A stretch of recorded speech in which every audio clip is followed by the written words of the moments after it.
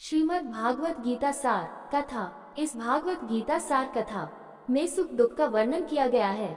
इस भागवत गीता में मानव के लिए हर अच्छे और बुरे कर्मों का वर्णन दिया गया है। दोस्तों, आप सभी चैनल को सब्सक्राइब लाइक करते हैं, जिसमें आप लोगों को कुछ नहीं मिलता, पर इस चैनल पर जीने की राह और ज्ञान भरी बातें मिलती है।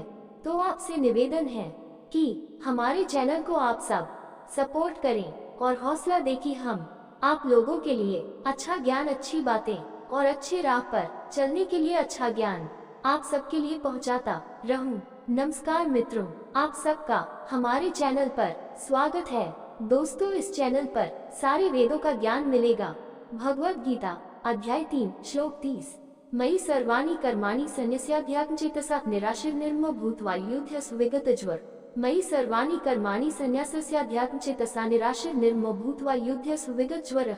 मयि मेरे लिए सर्वाणि सभी कर्माणि कर्म संन्यास्य पुनर्तः त्याग करना, अध्यात्म चेतसा विचारों को ईश्वर पर केंद्रित करते हुए, निराशीर कर्मों के फल की लालसा से मुक्त, निर्मम स्वामित्व के बिना, भूत्वा ऐसा होना, युध्यस्व लड़ो, विगतज्वरः मानसिक ज्वर से रहित। मयि सर्वाणि कर्माणि सन्न्यासस्याध्यात्म चेतसा निराशीर्निर्ममो भूत्वा युध्यस्व विगतज्वरः। अनुवाद: मेरे लिए अर्पण के रूप में सभी कार्य करते हुए सर्वोच्च रूप में मुझ पर निरंतर ध्यान करें। इच्छा और स्वार्थ से मुक्त हो जाओ और अपने मानसिक दुख को दूर करके युद्ध करो। अपनी विशिष्ट शैली में श्री कृष्ण किसी विषय पर व्याख्या करते हैं और फिर अंत में सारांश प्रस्तुत करते हैं। अध्यात्मचेतसा शब्द का अर्थ है भगवान पर टिके हुए विचार। संन्यास का अर्थ है उन सभी गतिविधियों का त्याग करना जो उसके लिए समर्पित नहीं है। निराशीर का अर्थ है कर्मों के फल की लालसा न करना।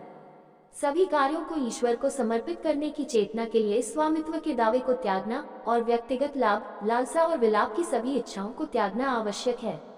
पिछले श्लोकों में दिए गए निर्देशों का सारांश यह है कि व्यक्ति को बहुत ईमानदारी से विचार करना चाहिए। मेरी आत्मा सर्वोच्च भगवान श्री कृष्ण का एक छोटा सा हिस्सा है।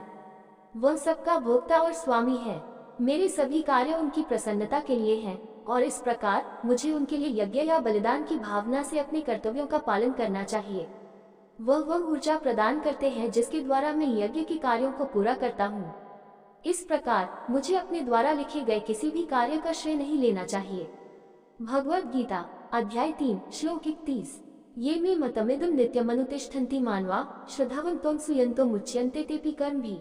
ये मे मतम इदम नित्यम अनुतिष्ठन्ति मानवा श्रद्धावन्तो नासूयन्तो मुच्यन्ते तेऽपि कर्मभिः। तू कौन? मेरा अपना मतम उपदेश इदम ये नित्यम लगातार अनुतिष्ठन्ति पालन करे, मनवा मनुष्य श्रद्धावंतः गहन विश्वास के साथ, अनसूयन्तः ईर्ष्या से मुक्त, मुच्यन्ते मुक्त हो जाओ, ते वे अपि भी कर्म के बंधन से। ये मे मतम इदम नित्यम अनुतिष्ठन्ति मानवा श्रद्धावन्तो नासूयन्तो मुच्यन्ते तेऽपि कर्मभिः। अनुवाद: जो लोग गहन विश्वास के साथ और ईर्ष्या से मुक्त होकर मेरी इन शिक्षाओं का पालन करते हैं, वे कर्म के बंधन से मुक्त हो जाते हैं। बहुत सुंदर ढंग से भगवान अपने द्वारा समझाए गए सिद्धांत को मत राय कहते हैं। एक राय एक व्यक्तिगत दृष्टिकोण है, जबकि एक सिद्धांत सार्वभौमिक तथ्य है। शिक्षकों के बीच राय अलग अलग हो सकती है, लेकिन सिद्धांत एक ही है।